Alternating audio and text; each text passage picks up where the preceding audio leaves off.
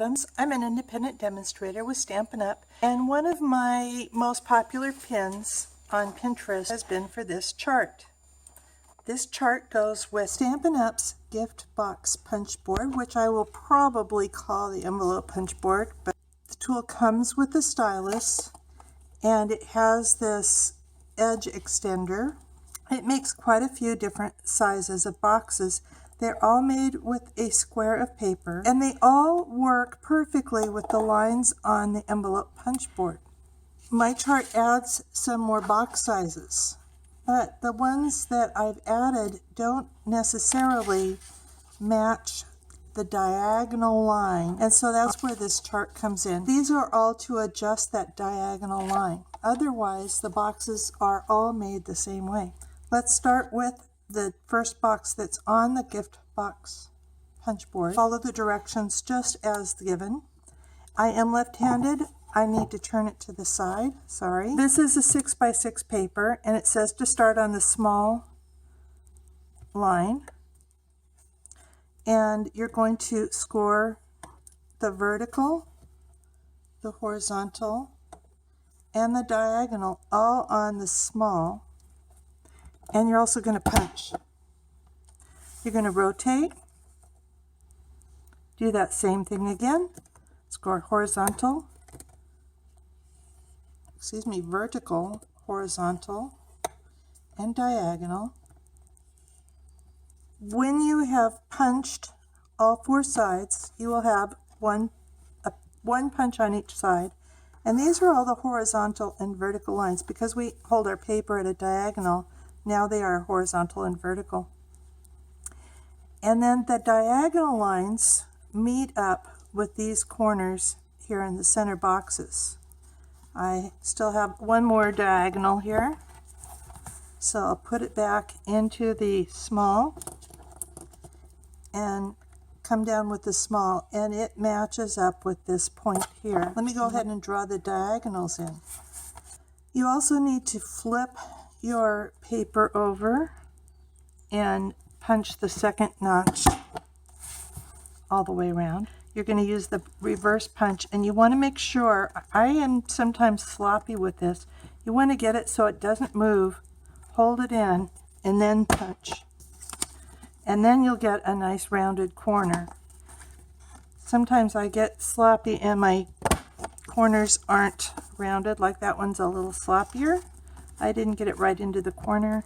And what I will do is, if I don't like one of my corners, I'll latch that one first so it's kind of inside. I'm going to crease this with those lines on the inside so it doesn't mess up the finished box. Of course, you can decorate these boxes any way you want. You could add designer series paper, you can stamp on them. Okay, and then what I usually do is, as I'm putting it together, I set this one on the table, and then I fold these ones in, and you can crease these. If you want to make your box extra sturdy, you can actually add adhesive to those. So I'll come around, and this one's okay. They just kind of hook together. To me, this is the hardest part, is getting these hooks to match up. I always end up twisting these around wrong or something. And there's my box. No adhesive needed. My chart adds a few more box sizes. Boxes that are in green are additional box sizes that are not on this chart. I was asked about these asterisks. So first of all, I think on the chart that's on Pinterest, this whole part down here at the bottom didn't come through, so you may have to start off by actually downloading and printing off the whole chart. So let's try this box size right here. For this box size, you will need 4.5-inch square, and you're going to use the small start line. I have asterisk footnote number 1. Slide until the corner of the square made by overlapping score lines is at any diagonal, then score to diagonal corner. I'm going to go to number 1 and punch and score my vertical and horizontal line. But I'm only going to put a little sticky note at the diagonal. So let me see if I can squeeze that in there at the small diagonal. Okay, then I'm going to turn it punch and score. So except for the diagonal lines, I'm making this box exactly the same as I did before, small all the way around. But you can see that if I use that small score line, it would be in the wrong place. So what I'm going to do is just bring this over to any score line, and you can kind of feel it when it's in the slot, and you're going to score. So you can use any of these score lines just so that you go to this point. So if you kind of put your scoring tool at that point and slide it until you find yourself in that groove,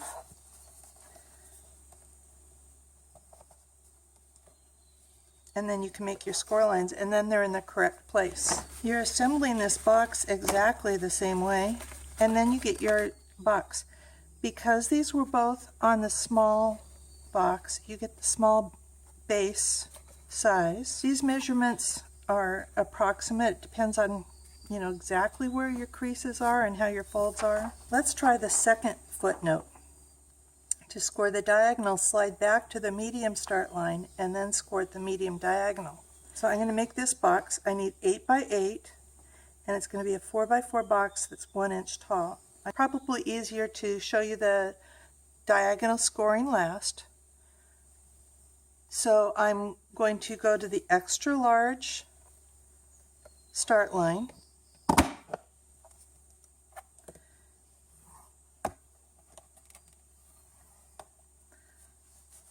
Turn, go to the extra large start line. Now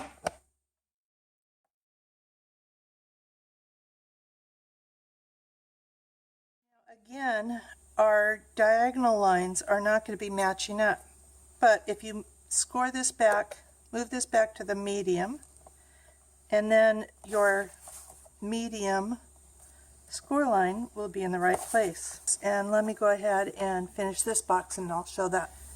And this is the extra large bottom that's 4 by 4, and I have a 1 inch, about a 1 inch height on this. So this is number 2 footnote. All of the footnotes are dealing with this diagonal and getting the diagonal line to the right place. So let's try the number 3 footnote. It makes a medium bottom box that's about 2.5 inches. I need an 11 by 11, and I'm going to start on the medium. For this size, we're going to need the extended score line. We're going to the medium, and we're punching and scoring the same way we did before, and I need to turn it more really, especially for this long one. And we're going to go to the medium extended, turn, and do this all the way around. So I've gone ahead and done all my horizontal and vertical score lines. I have gone ahead and punched the corners, and now I need to make the diagonal lines. Footnote 3 says to go to the large start line, but to score at the extra large score line, and that will bring you right to the right place all the way around. This extra large score line will not get you right exactly to the corner, but it will be far enough to complete your crease. One other issue you will have with this box is that these corners will go past your next score line. So you can either just fold that over or snip it. I'll just snip those corners on this one. So this box has the medium bottom, about 2.5 inches square, and the top is about 4 3/4 high for this particular box. That's footnote 3. Footnote 4 is for a large bottom box using 12 by 12. I'm going to start at the large for the large bottom, and again with the 12 by 12 you're going to need the extended arm. So this box, I go to the large start line, punch and score all the way around, and go back and do the corners just like we've done on all the other ones. This one, I don't know if you can see, but actually goes off the edge past that extended line but again, that's okay. Just keep going and it will be enough to make your box. Okay, I have this box already scored with the horizontal and vertical lines. So footnote 4 says slide back to the extra large start line and then score at the extra large diagonal. And here's that finished box. For footnote 5, I'm going to make this box, use a 7 by 7, and I'm going to use the large start line. It will make a box that's about 3 1/4 inches on the bottom and about 1 1/4 inches tall. I'm just going to use the large score line.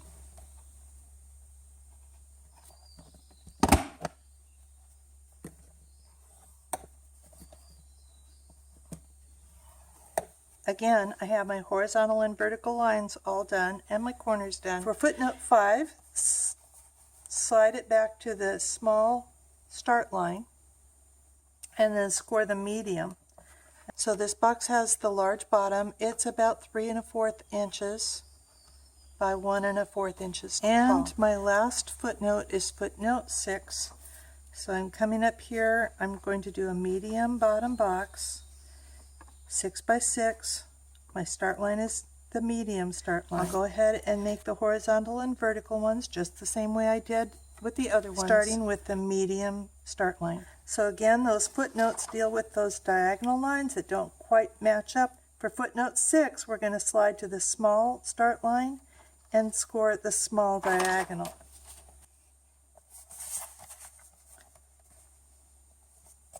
And this should get you to this same corner. If you find that your score lines are not matching up, maybe you were a little imprecise on your score lines, go ahead and wiggle it around, because any of these diagonal score lines will work. You just want to make sure and find the one that will get you to this. So really, this footnote 1 works for any of them. What you need to do is find this corner and slide it to a diagonal and run the diagonal. It works best if you can slide it so that this diagonal score line stops at your score so you don't accidentally go into your box bottom. So that's why I've made the 6 different footnotes. So this is the footnote for number 6. The box is about 2 1/2 inches square on the bottom, about 1 1/8 inch high. But if you want to make tall, skinny boxes or short, wide boxes, you can do that just by sliding the diagonal line to the right place. You can do it with a gift box punch board and my chart to help you with your diagonal score lines and your new sizes. If you would like to order the gift box punch board, come on over to bevadams.com. If you don't already have a demonstrator, I'd be very proud to help you out. And also check out my frequent shopper reward program where you can earn free products. Talk to you soon. Bye.